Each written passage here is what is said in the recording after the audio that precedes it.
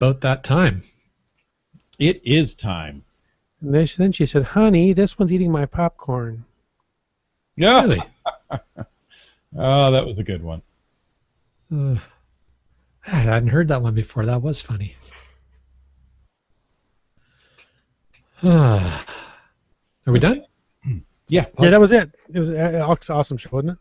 That was great. I think that was our best one yet. It certainly hit a land speed record. Yeah. Well, how about a land monkey record?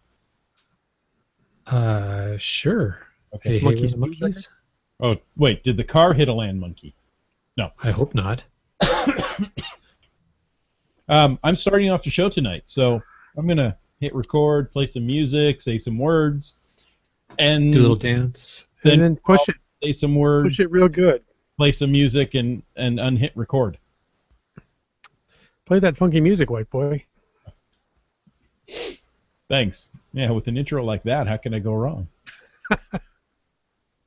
Okay, here we go.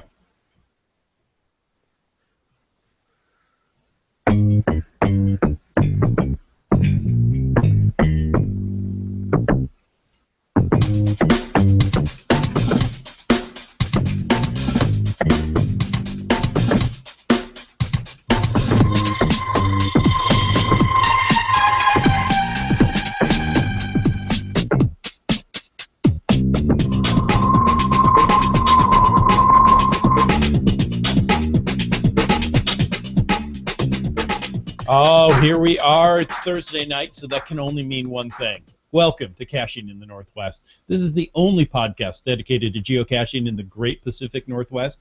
We'll talk about caches and caches unique to this little corner of the country. So, pack your caching kit for the center of the known universe. It's time to go caching in the Northwest. That's right. Welcome to Caching in the Northwest. And this week, we're in the center of the known universe. Turn your watch back 5 minutes. Just this week, we sent one of our team on assignment to Seattle to gather intel on what's coming up with geocaching.com.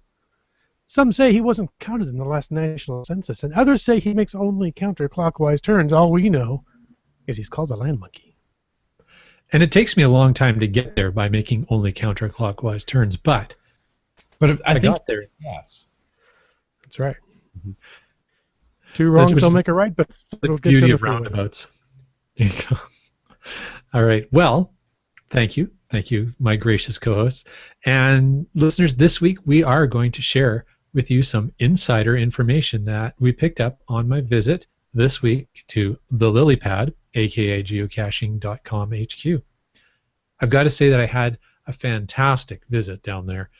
And this week and next, we'll be able to give you, our very special own listeners to our show, exclusive inside information about what's coming this spring and summer from geocaching.com. It's amazing. I mean, we have breaking news from geocaching.com HQ that no other podcast has. So keep it right here. Now, and I do have to mention, we do have our research department in the Q&A this evening, so we're all ready to go. That would be Bryling. Okay, so listeners, we're here at Caching in the Northwest, and we want to hear from you. So, we tell you every episode, but this time we're going to be a little more specific. We want you to share your favorite caches and caching locations in the Northwest in your own voice, each week on this very podcast. Let me play you an example. Count Smiley from Cochrane, Alberta, and sitting on a smiley is our favorite cache. There you go. Isn't that just full of cuteness? There That's you go. awesome. That's awesome. How hard could that be? Yeah, we're going to bring it back. It's a Caching Northwest tradition to play audio from you, our amazing listeners. So call us up or email an audio clip sharing your favorite cache or caching location. That was a great example. Only thing you might want to add is maybe the GC code so somebody could find that awesome cache. Record it from the comfort of your living room, record it on the phone. It doesn't really matter where you record it. Just get it to us. And, you know, we want to hear about all those great caches that you're out there finding. Record it. Email feedback@cachingNW.com is where you'd send it. Or, like I mentioned, you can call 253-693-TFTC, and you can leave a voicemail if you don't want to mess with the recording and all that. It'll be great. We'll have you on the podcast. Fantastic. Well, folks, we have some more great audio we're going to share with you, and that is from my visit to geocaching.com HQ, as I said, the lily pad, and we're going to share that with you today. So let me set the scene for you. So close your eyes. In your mind's eye, picture. Tuesday this week, I made the pilgrimage to the lily pad to interview Eric. Now, Eric is the PR and social media manager. I was also down there to interview Jamie, the user insights analyst. In addition, Eric gave me a fantastic tour of geocaching.com. I got to meet tons of people there. And if you'd like to see and hear or see and read a little bit more about that adventure, take a look over at landmonkey.blogspot.com at our blog, the Land Monkeys, our blog.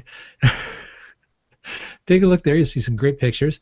And today, we're going to hear from Eric and get insights into 5 very hot topics for you, our listeners. So, Bad Cop, do you mind if we roll the first question and answer? I think we ought to. Here we go. All right. So I am here at geocaching.com with Eric. Eric, what's the name of your role here? So I'm the PR and social media manager for geocaching. So the weekly mailer is part of that too. So weekly mailer, Facebook, Twitter, and then any PR that comes out of geocaching comes out of the office that you're sitting in right now. Fantastic. And listeners, I know Eric because he's the guy who can finally get me into geocaching headquarters. So thank you, Eric. Yeah, very happy to have you here. And it's if your listeners haven't come visit, I mean, it's a place that we love to see people from around the world come in and say hi. So everyone's welcome. Awesome. It is really cool here, listeners, and I will be posting a few photos I have taken here on the blog, so you can take a look at those. Eric? Yeah. A couple questions for you. So the first one is around the change that happened, I think it was a couple months ago, around the number of minutes that an event can take place. We've heard a lot of feedback from our listeners at Caching in the Northwest about that change in the guidelines, and we're just wondering if you can maybe, for our listeners, explain the reasoning behind that decision. Okay. What we know about events, and these have to be like each cache type is a child, right? So we love them all equally. But events have such a special place in our heart because they're where, and your listeners, I hope, recognize this too, but they're where geocachers become geocachers. Like as soon as you go to your first event, you're like, oh, these are my people. Right. Like, okay, I get this. Awesome, yeah. Yeah, so knowing that mechanism of just having a good event takes some time, we wanted to ensure that event caches were a minimum 30 minutes, that, though this probably wouldn't happen very much. Mega events are a minimum 4 hours, so that makes sense, but we thought that should probably be on the guidelines. Okay. And then settle events are an hour. So we wanted to push some goalposts in position so that people would understand that events are sustained, that if you have someone and everyone's done this once, then the new person at the event, you have some time to settle in, to be able to connect with people, as opposed to some events, and not naming names, but we're coming in at 2 minutes. So people were posting events that were just 2 minutes, and we didn't have anything to point to. Okay. In terms of guidelines. We know that this has an effect on the geocaching community, who sometimes in their geocaching experience want a shorter, quicker event. So there's much debate and talk about it, and what we had settled on with input from the community volunteers and from community members that we had spoken with is 30 minutes for events, an hour for Cyto, and 4 hours for mega events. I think that's reasonable, but it's really helpful to hear it from you to explain, because there's, as with everything, there's always a lot of data and very little information. So thank you for providing information. Yeah, and we know that this affects worldwide flash mobs, which is something that we like to see the community engage. We know we're a quirky community, so that's close to our heart as well. We know that there's an effect on worldwide flash mobs, so we're interested to see how that evolves. Awesome. Well, I'm sure everyone will keep you up to date on that. Oh, I'm absolutely positive. Awesome. So that was the first topic we talked about. We know you guys listening to us have certainly had some feedback over the last few months since that announcement was made. I thought it would be good just to, well, actually, I should not take credit for that question. The bad cop thought it would be good for us to ask Eric and get the official word on understanding a little bit more about why the decision was made. And, you know, it's not an easy job. They've got to make decisions. They are running a business at the end of the day, and they're never going to please everybody. So I think there was a pretty reasonable explanation. It was good to hear that from Eric. Yeah, I had no idea there were simply 2-minute events planned, and that's a little short. I mean, a flash mob being 15 minutes is quick. It's hard to get in, sign the log, do something, and get out in 15 minutes. So, It 2 never, minutes is, you know, well, it's like the Flash. the flash mob. That's funny. Woodsend, any thoughts? Sounds good. I mean, it would be really hard logistically to have a 2-minute meeting, and as you say, they're running a business and they have to make the hard decisions. And well, frankly, we know they're not going to please everybody, and we don't expect that. All we really want is for them to please us. It's like outrunning a bear. You don't have to outrun the bear. You just have to outrun your hiking partner. So. Yeah, I don't think that's really the way it works. Well, for the bear, yes, but for geocaching.com, not so much. No, we don't. It is, you know, it's the old the needs of the many outweigh the needs of the few. Exactly. Or the one. Mhm. Or in this case, the 2-minute. But Yeah. Well, great. Now, Land Monkey wasn't done with one simple question. No. Now we're getting to the harder questions. Well, actually, not that hard. So Land Monkey and Eric talked about the 15 years of geocaching celebrations that's coming up. They include souvenirs, mystery challenges, and they're all coming in the beginning of May. I mean, can you believe geocaching's been around for 15 years now? It's starting to feel old. It's a long time. Yeah. So let's go ahead and jump into this interview. Again, Land Monkey and Eric. So one of the other big things, especially as we're getting close to the end of April and the beginning of May, is the announcements that were made around the 15 years of geocaching celebrations. Is there any insights that you can share with us about those celebrations and the souvenirs? So what we've found, we've learned from the past few years as far as what we would like the experience during the summer season in the northern hemisphere and then the winter season in the southern hemisphere to be for geocachers, especially with the feedback. And I think we had some great feedback around 7 souvenirs of August. And then just that kind of game mechanism, like, all right, we should get out and be active through 31 days of geocaching in August if you were with us a couple of years ago. That's something that we promoted. So you'll see a new iteration along those lines. And the key to unlocking your mission for this summer will be finding a geocacher attending an event on May 2nd and May 3rd, which will reveal what that will be, and what shape it will take. And what's great about this year is geocachers will have time to plan. So think about it not just as August, but it'll be longer running. So some things that we are announcing here for the first time, but it'll be longer than just August. We believe it'll be much more engaging. We think it'll be stickier. There's a word that comes to mind that probably makes no sense, but I think it'll be stickier, that people will have more fun with it, and we'll find out more details on May 2nd and May 3rd. Are you familiar with the significance of those dates? Yes, the big switch. Yeah. Yeah, that was the GPS satellite.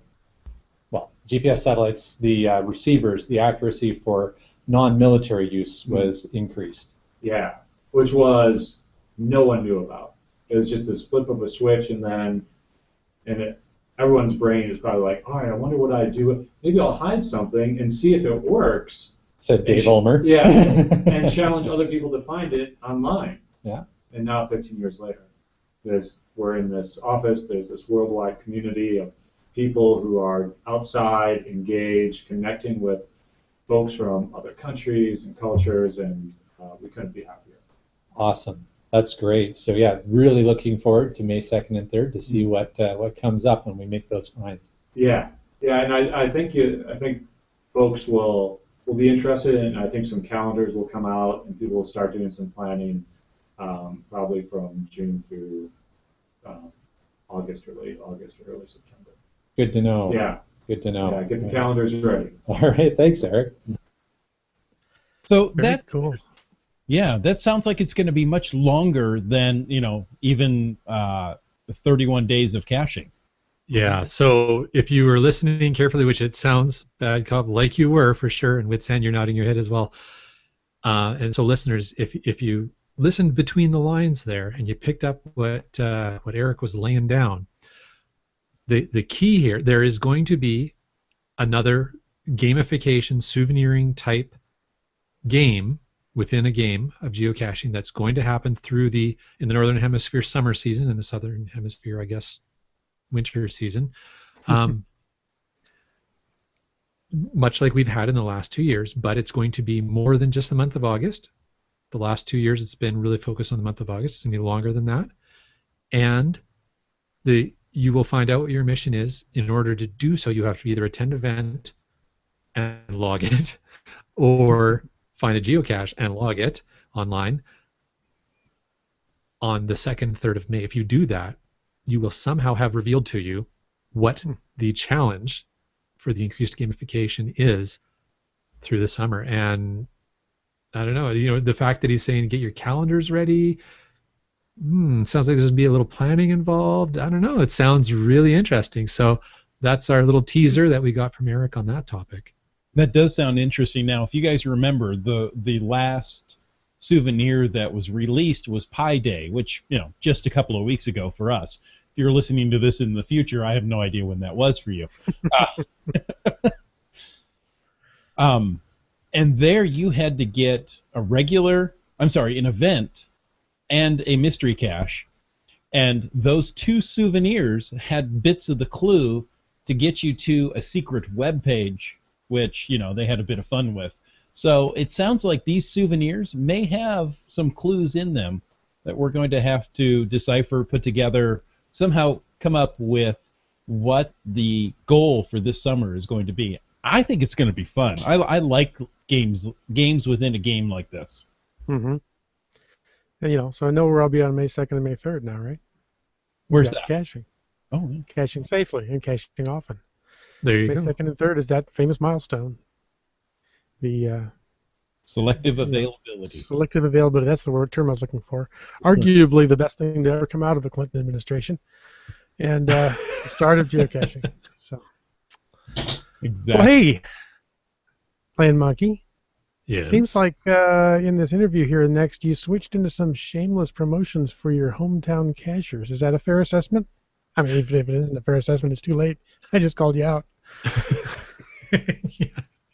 You did, and it was shameless or shameful, depending on your approach to things. But I did have a question, and ironically, it was a question that I had already submitted the questions to Eric when one of our loyal listeners asked me if I would follow up with Eric on this very topic. So let's take a listen, and let's hear from our listeners what they think. A little more local to where I'm from, Eric. We have, for the second year in a row, it's not anywhere near a mega, but it's our big event for the Vancouver geocachers, the 2015 Metro Van Geocachers Summer Games, and this year our theme is Winter Games in the summertime. Mm-hmm. And we were wondering if it's going to be possible to have a lackey come and visit us on July 18th when we have those events. I'm going to say it's not impossible. Fair enough. So I think it sounds like such a cool event, and we're so close, it wouldn't surprise me if some folks, including you, walked by Kathy's desk. Yeah. And she loves Vancouver. So I might be volunteering Kathy to head north. But it wouldn't surprise me. And Chris, who you didn't meet, Rock Chalk is his username. He loves traveling for events. So it would not surprise me to have Lackey in attendance. Fantastic. Well, we're trying to make sure that the whole cast of hosts from Caching the Northwest will be there as well. So Yeah, sounds It'll fun. be a great time. Awesome. Well, there you have it, and you let out another cat out of the bag. Yes, the host from Caching in the Northwest could very well be there. And who doesn't love Vancouver? Come on. Exactly. It depends. I'm understanding a little more about the border crossing, and apparently you can say I'm just going to a geocaching event, and the border crossing guards know exactly what that means, and they're going to let you through. Well, why wouldn't they? Yeah, your mileage may vary on that one, but but we've been pretty lucky with it. But yeah, so that was great. We are really excited. We've been putting a lot of effort into the second annual Geocacher Games event up in the Metro Vancouver area, and I thought the worst that can happen is Eric will say no. So I thought it doesn't hurt to ask. Doesn't hurt, yeah. And if things work out, it sounds like we may actually even get a lackey up to the event, which would be fantastic. That would be very We're cool. really excited. So now, listeners, before we bring you, go ahead. Sorry, I was going to say we've got Q&A, and I'm going to need excellent. help on this one because Brylang says I've met Rock Chalk during the CORGQ. Oh, CORGQ, City of Richmond GeoQuest. There we go. On November 1. Okay. I couldn't come up with that one. I thought they misspelled corgi, but okay. It's a small dog, is it not? Yeah. Well, we are Canadian, so we support the Queen's dogs. Okay. Nice. Awesome. Go ahead. Are we good to go? I think so. All right. So, listeners, before we bring you the next segment, we ask you to let your minds cast back a week or two or 3 weeks. Yes, thank you, Wits End. That's wonderful. That was great audio. Woodly. That wibbly Cast wobbly your minds back. stuff going on there. Yeah, that's it. Wibbly wobbly timey wimey. I have to change my accent. It's wibbly wobbly timey wimey. So a few weeks back, and as Bad Cop said earlier, depending on when you're listening to this, it may be more or less. I publicly decried the lack of Canadians' ability to participate in geocaching.com trackable contests sponsored by various companies over the years, let's say Jeep, Geico, Michelin. So let's take a listen to what Eric and the folks at the Lily Pad had to say about my latest rant. I have no recollection of that. And I do have to say I was scared for my own geocaching.com account when you started rants. So this is going to be very interesting to listen to. Now, I was going to say my last question, but I do have another one after that you've given me the heads up for. And my next question is, and if you've listened to the podcast, you may have heard a rant I did a few weeks ago. All right, keep going. So my question is, will there be any geocaching.com contests in the future that include the Canadian members of the geocaching community? Because what we found is the Michelin photo contest and the Jeep contest and a lot of these trackable contests have been exclusive to the United States. And so those of us who live, 15 minutes north of the United States wonder, we understand there's legalities, but we're kind of curious, is there any possibility of finding ways to involve us in those games? So what we know is that the answer is yes, and it's wider than Canada. So what we're expecting is a worldwide contest coming up in the summer, maybe early summer. So that's all the details we have now. Okay. But I think Canadians and other folks who wanted to play and there are in other countries. We just launched a trackable photo contest in the UK today. So just today. Interesting. Okay. Yeah, just today with a sporting goods outfit. I saw the Mountain Warehouse. Yeah, I saw that. In the UK. So these are folks that come aboard and want to engage with the geocaching community in the best way by giving out free trackables and asking them to go geocaching, which we support. We're very happy to make that happen. So we do have a partner on deck who's committed to wanting to do a global contest coming up that I think you'll enjoy. this summer. Fantastic. Yeah. And if you don't mind, I'm going to take some of the credit for it being a global contest Yeah, because absolutely. I whinge so much on air about it. and we know that, and we, you know, it kind of hurts us too when we're like, all right, just this area. But you're right, the paperwork involved and legalities involved as soon as you cross an international border, confound me. No, I understand that. I get that. But, that's great to hear, Eric. Yeah, Thanks. absolutely. Yeah. Well, there you have it. You got your way. Yeah.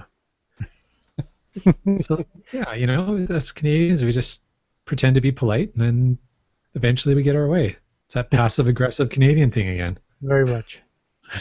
Oh, you have no idea. Yes, it is. But you know, as we said, breaking news. So we got, you know, a few scoops of reasons on tonight's show. So those who are listening live, and as Dora Moore says in the Q&A, hey, we're not bitter. No, absolutely not. We just made our point, stood our ground, and got our way. So, But you're not bitter about it. Not bitter at all. not now. I'm a little bitter I can't get into the UK contest. There you go. Well, I think that you should get a hold of the OB Geocaching podcast and get a rant on there about how Americans are being excluded from this UK contest. Exactly. I'm sure. Well, and, I'm you sure know, Mark would be highly sympathetic. As we learned, people in Fremont think they are the center of the universe. So, which is right there at geocaching.com headquarters. Exactly. So turn your watch back 5 minutes. That is Fremont time. 5 minutes off everybody else's. Mm-hmm. Hipster time. Now, There's 3 signs I've seen. It says one says set your watch back 5 minutes. One says set your watch ahead 5 minutes, and one says throw your watch away. well, because at that time, and by that time, you have no idea what time it should be. That's right. All right. Well, are we ready for our last segment? I think so.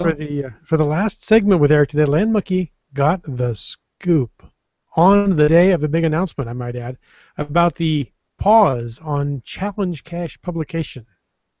Many of you are talking about it, but Land Monkey was there and got Eric's input directly. So you're hearing it here first, folks. Let's listen. CNW exclusive. Now, the last question I have for you is just before we got started with our interviews today, Eric tipped me off, listeners, that there's a big announcement happening today. Now, we're recording this on Wednesday, and apparently a big announcement just came out from geocaching.com regarding some caches. Sorry, Eric, go ahead. Oh, yeah. So if you're opening your weekly mailer from geocaching.com, your weekly newsletter, you'll notice one of the articles says pause on challenge caches. So challenge caches that currently exist will continue to exist and be playable. What we've experienced as challenge caches have grown up in the geocaching community over the past decade or more is that for many players they're confusing. Sometimes they're completely exclusive to just a very small set of players. So what we want to do is put a pause, and what we are doing is putting a pause on submissions for challenge caches for 1 year.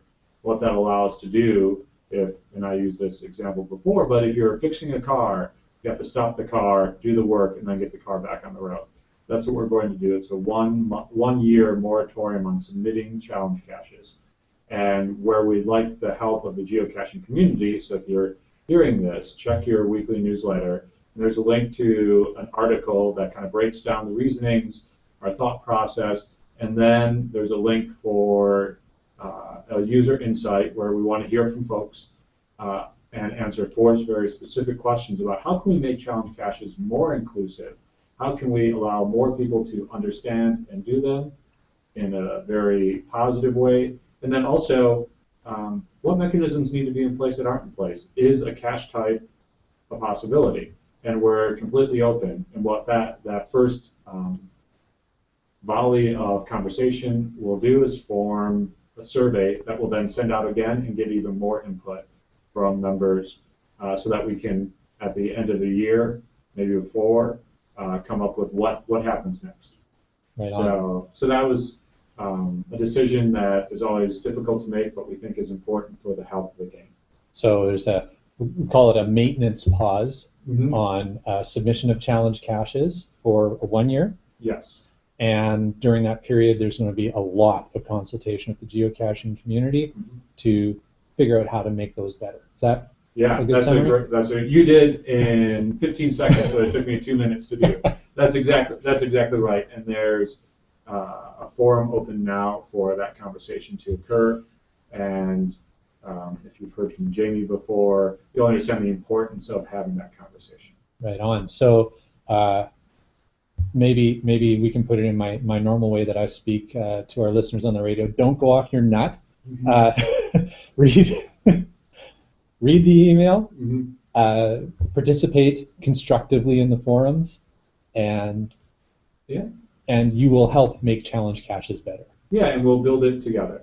And I think what's great about this moment in time is we have the opportunity to take something that we know is fun and beloved in the community and make it more accessible, more enjoyable, easier to do. Awesome. Eric, thank you very much. Yeah, appreciate your time. Yeah, great to see you down here. Awesome, thanks. I love that. I love that geocaching is working to constantly improve the product, improve the gameplay, the hobby for all of us. And not only are they trying to do it on their own, they really want to hear from the geocaching community and get more people involved. They're not just sitting up on high saying, this is how it shall be. So what a great thing. Done, so it is said. Well, and that is a key part, a little bit of a segue into our conversation next week, but that is the absolute keystone part of Jamie's new role at Groundspeak. That's why she's there. She is there to facilitate the listening from the community, understand what direction people want to take the game, and bring that back to the development teams so that they aren't making what feel like executive decisions out to the people playing the game. Yeah. So we'll go back and we'll talk. Ironically, we're talking about challenge caches, but if we talk about caching challenges, a lot of people felt that way when the caching challenges were removed from the game. Well, they've learned. They're listening, they're hearing the feedback and modifying their workflows and their processes. And it was just a fascinating conversation with Jamie, and I'm so excited to be able to bring that next week to all of our listeners to really understand how she's wrapped her hands around this very challenging role she has. Yes. Well, I want to mention that these forums are only open for a limited time. Yes. So if you have a passion for challenge caches, you need to get in there quickly, get your word out, and then wait. So these forums, from what I heard, are only going to be open about 3 weeks. We're already a couple of days into it, so you want to get in there quickly and make your statement so that your voice can be heard, because that voting is closing soon.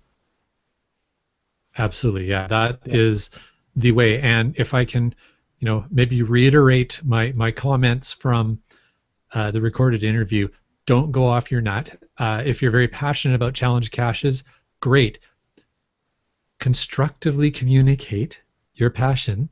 Yeah. These are people on the other side of those texts and forum conversations that you're typing. So if you would like them to do something for you, you will attract more flies with honey than vinegar. There you go.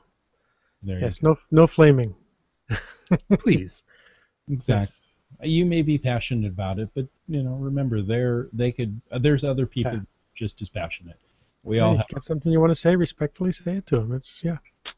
And Land Monkey, I don't think I've ever heard you use the term. I lost it now. Don't go off your nut. Don't go off your nut. Yeah. Well, I don't necessarily always say it in that specific phraseology, but it's the concept of. Yeah, exactly. Well, Land Monkey, thank you so much for actually coming down to our neck of the woods. That's right. And doing these interviews. I mean, you got some great stuff. That Challenge Cache bit is breaking news. No other podcast has that. So there you go. If you want to know what's really going on in the heart of geocaching, you need to listen to Caching in the Northwest. Well, we are the podcast closest to the lily pads, so Yeah, and we have them surrounded, north and south. that's right. And we got the west. They're stuck by water there, and the east of the mountains. So we've really got them closed in. It's kind of like a box canyon. I've seen this on westerns. Now, Yep. you mentioned it before, but it wasn't just Eric you went down to the lily pad to talk about, right? That's correct. So we want to remind you, good listeners, to check in again next week on April 30th when we're going to play the interview that we got with Lackey Jamie from Groundspeak. And in that conversation, we'll really get into depth about how you can be involved in the future of geocaching. Then on May 7th, listen in and learn about the Tri-Cities GeoCoin Challenge. And Bad Cop, do we have a special guest for that one? Certainly do. We have Lookout Lisa, who's also well known as the owner or co-owner of Cache Advance. So, fantastic. Yeah, Lisa and JD have a great passion for the Tri-City GeoCoin Challenge. So they're going to be on to talk about that. So look at that, listeners. If you are listening to Caching in the Northwest on a regular basis, you are getting the best Northwest geocaching information that is possibly available from anywhere in the known universe, especially Fremont. That's right. Very cool. Nice. Now, guys, where can our listeners find you on the interwebs? Are we lost? On the interwebs. Well, if you go to the Twitters, you can find the Land Monkey at LandMonkeyGC, and Facebook, you would go to facebook.com/Team Landmonkey. Wits End, how about you? I am boring. On geocaching, I am Wits End. On Twitter, I am Wits End, and on Facebook, I am Wits End. It's not boring, it's actually smarter. It's consistent. You can always find me on Twitter. I'm the Bad Cop. And, of course, on Facebook, go to facebook.com/CachingNW. All right. Well, with that, we want to thank you, our faithful listeners, for taking the time to listen to this episode of Caching in the Northwest. Did you know you can be part of the show? Call in and tell us your favorite cache, and you'll be featured on that thing we talked about earlier. Call 253-693-TFTC and leave us a comment, monkey chow, correction, question, comment, anything. Send us food. Monkey chow's good. Anytime, day or night. And, of course, you can email us at feedback@cachingNW.com or any of those social media options we just mentioned. Did you know your support helps to keep quality shows coming? If you like this show, click the PayPal button on the CachingNW.com website, won't you please? This show is licensed under Creative Commons Attribution 3.0 license, copyright 2015 by Chris Umpenauer. Peace out. Good night, folks.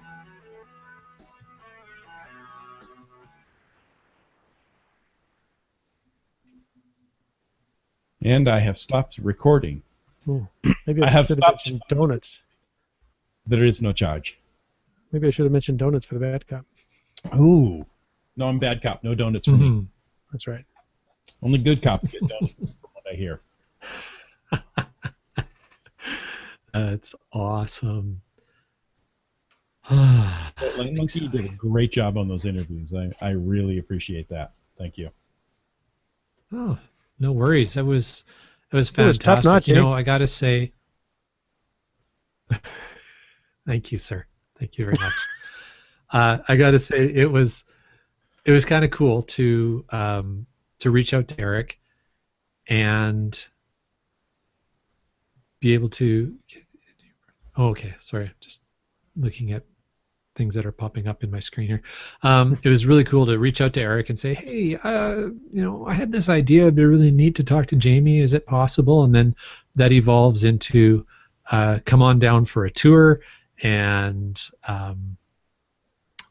then not only having the tour, but then also getting some time with Eric, and then getting a couple of scoops with Eric was even better. So, Very cool. I mean, that was just amazing. You had ice cream? And Yeah, Two Okay. scoops. had a Signal Brow brew beer float.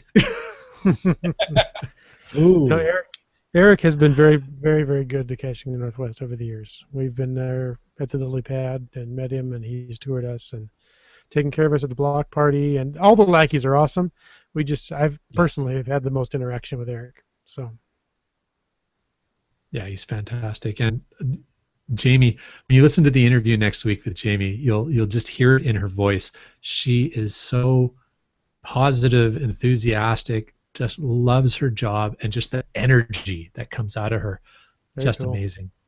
Great person. It it was very funny when I was playing the interviews.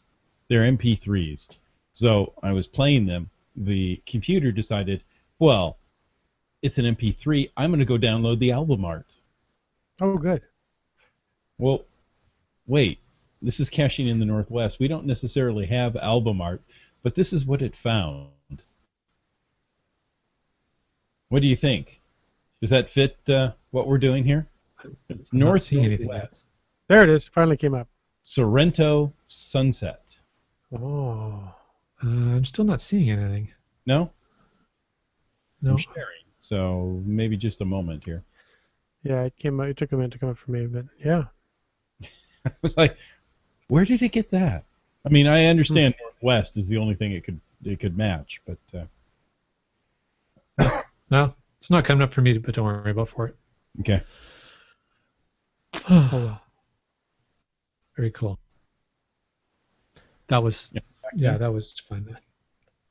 I think I love the idea. We were talking the other day about the idea of maybe getting Jamie or some sort of lackey on a quarterly basis, just having a Groundspeak check-in once a quarter. Hmm. So we're gonna Big follow Brother's up with Eric watching. on that. Yeah. Yeah. Well, I see, think it would be good. Yes, Yeah, I'm exactly. kidding. Yes, it would be good.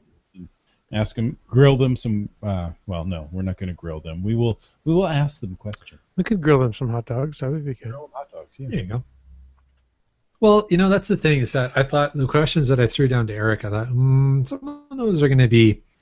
I don't know if he's going to maybe want to pass on a couple of these questions, but that doesn't hurt to ask anyways.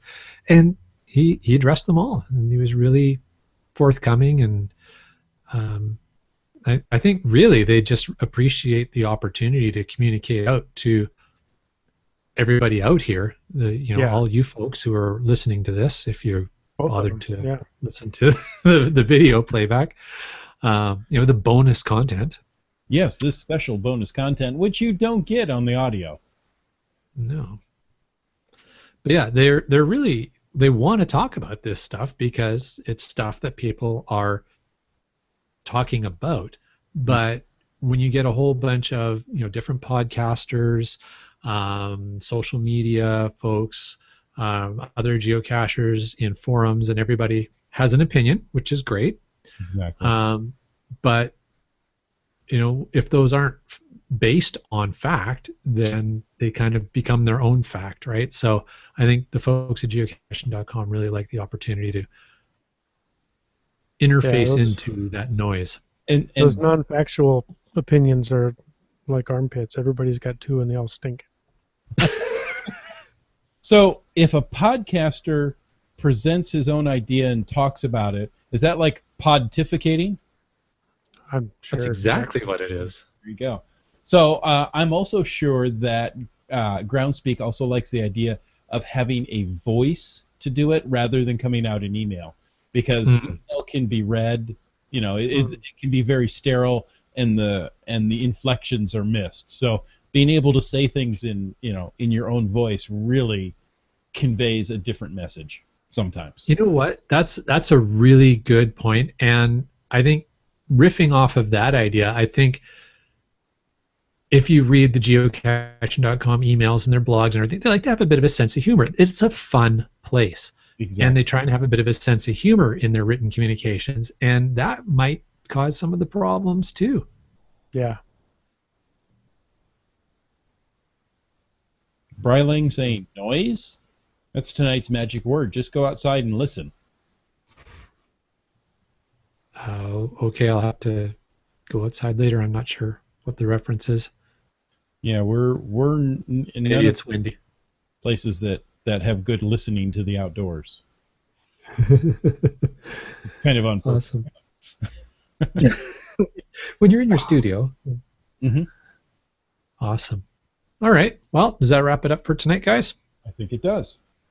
So, listeners, thank you so much. Watchers, I should say at this point, thank you so much Viewers. for joining us. You've got the live Q&A if you've joined us through Google Plus. So, feel free to use it. We know Breiling does, and in fact, we call him our research department because of that. That's right. So, thank you. And Wet Coaster is currently on a European tour. Otherwise, I'm sure he'd be in here too. Oh, nice. Wow, I'm jealous. Yeah. Yeah. Alrighty then. We're all jelly. They have interwebs in Europe. He could join us. Exactly. And what? It's 1 hour, 2 hour difference? Now we know why. There's no. Oh. One at a time. The Vancouver Canucks actually won a Wow. game in the playoffs. So they stay alive for one more game. Nice. So the fans are driving around honking their horns. Well, that's Yeah, got a good. I'm bunch of surprised honkies I up didn't there, hear don't you? stomping and screaming Got a upstairs. bunch of honkies up north. Yeah. Yeah. No. And with that, we complete the politically correct portion of our podcast. People who honk their horns are honkies, right? Oh, honks? No, they're not. They're honkers. Oh, honkers. The people they're honking at are the honkies. Okay. Isn't that the way it works? Yes, that's how it works. Good night, folks. Thanks for watching.